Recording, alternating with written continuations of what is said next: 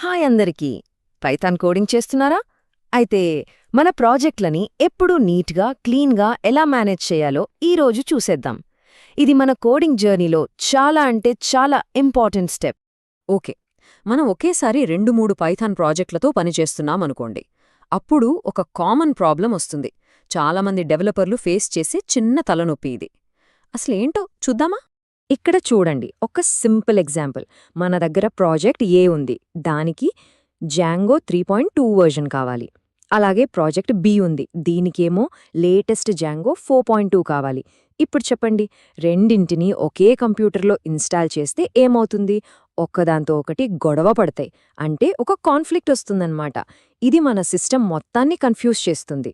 టెక్నికల్గా చెప్పాలంటే ఈ సమస్యనే మనం డిపెండెన్సీ డైలెమా అంటాం. ప్రతి డెవలపర్ వాళ్ల కెరియర్లో ఎప్పుడో ఒకప్పుడు దీన్ని ఫేస్ చెయ్యాల్సిందే. అయితే భయపడాల్సిన పనిలేదు, దీనికొక మంచి సొల్యూషన్ ఉంది. సో ఈ ప్రాబ్లం చూసి అస్సలు టెన్షన్ పడొద్దు. ఎందుకంటే ఈ చిక్కుముడిని విప్పడానికి పైథాన్లోనే ఒక సింపుల్ కానీ చాలా పవర్ఫుల్ సొల్యూషన్ ఉంది. అది మన పనిని ఎంత ఈజీ చేస్తుందో చూడండి. ఆ సొల్యూషన్ పేరే వర్చువల్ ఎన్వైరన్మెంట్. దీన్ని సింపుల్గా ఎలా అర్థం చేసుకోవాలంటే, ప్రతి ప్రాజెక్ట్కి దాని సొంత ప్రైవేట్ టూల్ బాక్స్ ఉన్నట్టు అన్నమాట. చాలా బాగుంది కదా? సో వర్చువల్ ఎన్వైరన్మెంట్ అంటే ఏంటి? అదొక ఐసోలేటెడ్ స్పేస్, అంటే ఒక ప్రత్యేకమైన ప్రదేశం. ఇక్కడ మనం ఒక ప్రాజెక్ట్ కోసం ఇన్స్టాల్ చేసిన లైబ్రరీలు, ప్యాకేజీలు వేరే ప్రాజెక్ట్ని అస్సలు డిస్టర్బ్ చెయ్యవు. చెప్పాలంటే ప్రతి ప్రాజెక్ట్కి దానికంటూ ఓ మినీ పైథాన్ ఇన్స్టాలేషన్ ఉన్నట్టే లెక్క. అసలిది ఎందుకు ఇంత ఇంపార్టెంట్?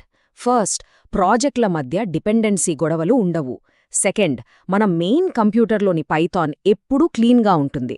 థర్డ్, మన ప్రాజెక్ట్ని వేరే వాళ్లతో షేర్ చేసుకోవడం చాలా ఈజీ అవుతుంది. అండ్ ఫైనలీ, ఇది ఒక ప్రొఫెషనల్ డెవలప్మెంట్ స్టాండర్డ్, అంటే ప్రొఫెషనల్స్ అంతా ఫాలో అయ్యే పద్ధతి.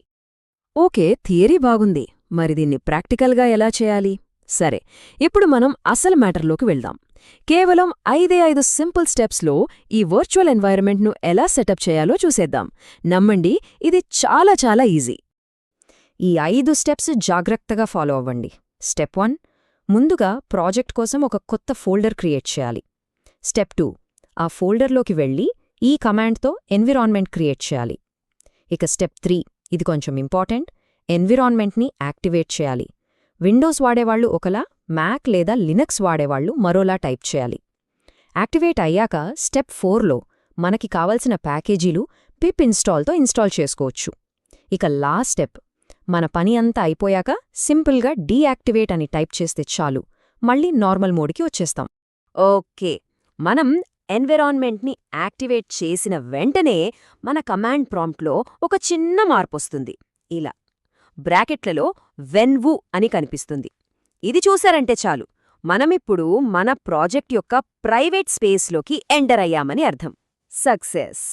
సరే, ఇంత కష్టపడడం అవసరమా? సింపుల్గా ఈ టేబుల్ చూస్తే తెలిసిపోతోంది. వర్చువల్ ఎన్విరాన్మెంట్ వాడితే ప్రాజెక్టులు వేరుగా ఉంటాయి, కాన్ఫ్లిక్ట్స్ రావు, కొత్తవి ట్రై చేయడానికి సేఫ్గా ఉంటుంది. ముఖ్యంగా ఇది ప్రొఫెషనల్ స్టాండర్డ్. అదే గ్లోబల్ పైథాన్ వాడితే వీటన్నింటికీ ఆపోజిట్. సో చాయిస్ మనదే. ఓకే, మన ప్రాజెక్ట్ కోసం ఒక ఎన్విరాన్మెంట్ క్రియేట్ చేశాం. అంతా బావుంది. ఇప్పుడు నెక్స్ట్ స్టెప్ ఏంటి? మన ప్రాజెక్ట్ని మన టీంతో లేదా వేరే వాళ్లతో షేర్ చేసుకోవడం ఎలా?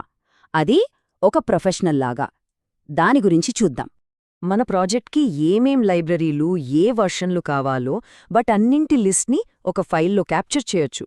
ఈ ఫైల్ని మన ప్రాజెక్ట్ యొక్క DNA అని పిలవచ్చు. ఆ ఫైల్ పేరే requirements.txt. ఈ ఫైల్ క్రియేట్ చేయడానికి మనం వాడాల్సిన కమాండ్ ఇదే, పిప్ ఫ్రీజ్ >requirements.txt. ఇక్కడ పిప్ ఫ్రీజ్ ఏం చేస్తుందంటే మన యాక్టివ్ ఎన్విరాన్మెంట్లో ఉన్న అన్ని ప్యాకేజీల లిస్ట్ని ఇస్తుంది. ఆ లిస్ట్ని మనం requirements.txt అనే ఫైల్కి పంపిస్తున్నాం. అంతే, సింపుల్. ఇప్పుడు అసలు మ్యాజిక్ చూడండి. మన ప్రాజెక్ట్ కోడ్ని వేరే ఎవరికైనా ఇచ్చామనుకోండి, వాళ్లు సెటప్ చేసుకోవడానికి పెద్దగా కష్టపడక్కర్లేదు. వాళ్లు చేయాల్సిందల్లా ఒక్కటే, ఈ సింగిల్ కమాండ్ రన్ చేయాలి. అంతే, ఆ ఫైల్లో ఏమేమైతే ఉన్నాయో అవన్నీ వాళ్ల సిస్టంలో ఆటోమేటిక్గా ఇన్స్టాల్ అయిపోతాయి. ఎంత బాగుందో కదా? సరే, ఇదంతా బాగుంది, కానీ గుర్తుంచుకోండి, ఇది ఏదో ఒక ప్రాజెక్ట్కి ఒక్కసారి చేసే పని కాదు. వర్చువల్ ఎన్వైరన్మెంట్స్ వాడటం అనేది మనం డెవలపర్గా అలవర్చుకోవాల్సిన ఒక ఫండమెంటల్ హ్యాబిట్, ఒక మంచి అలవాటు. అందుకే ఈ బెస్ట్ ప్రాక్టీసెస్ ఎప్పుడూ గుర్తుపెట్టుకోండి. 1. ప్రతి కొత్త ప్రాజెక్ట్ని ఒక వర్చువల్ ఎన్వైరన్మెంట్తో స్టార్ట్ చేయండి. 2. దానికి వెన్వ్ లాంటి ఒక స్టాండర్డ్ పేరు వాడండి. 3. ఎప్పటికప్పుడు requirements.txt ఫైల్ని జనరేట్ చేయండి. ఇక 4ది, ఇది చాలా ముఖ్యం. మీరు గిట్ వాడుతుంటే ఆ వెన్వ్ ఫోల్డర్ని మీ .gitignore ఫైల్లో యాడ్ చేయడం అస్సలు మర్చిపోవద్దు. ఎందుకంటే ఆ ఫోల్డర్ చాలా పెద్దది, దాన్ని మనం కోడ్తో పాటు ట్రాక్ చేయాల్సిన అవసరం లేదు. చివరగా ఒక్క మాట, వర్చువల్ ఎన్విరాన్మెంట్లు అనేవి కేవలం ఒక ఆప్షన్ కాదు, అవి ప్రతి పైథాన్ డెవలపర్కు తప్పనిసరిగా ఉండాల్సిన ఒక నైపుణ్యం. సో ఇప్పుడు ఈ పవర్ఫుల్ టెక్నిక్ మనకు తెలుసు. మరి ఈ కొత్త నాలెడ్జ్తో మనం మొదటగా ఏ ప్రాజెక్ట్ బిల్డ్ చేయబోతున్నాం ఆలోచించండి. ఇక కోడింగ్ స్టార్ట్ చేయండి.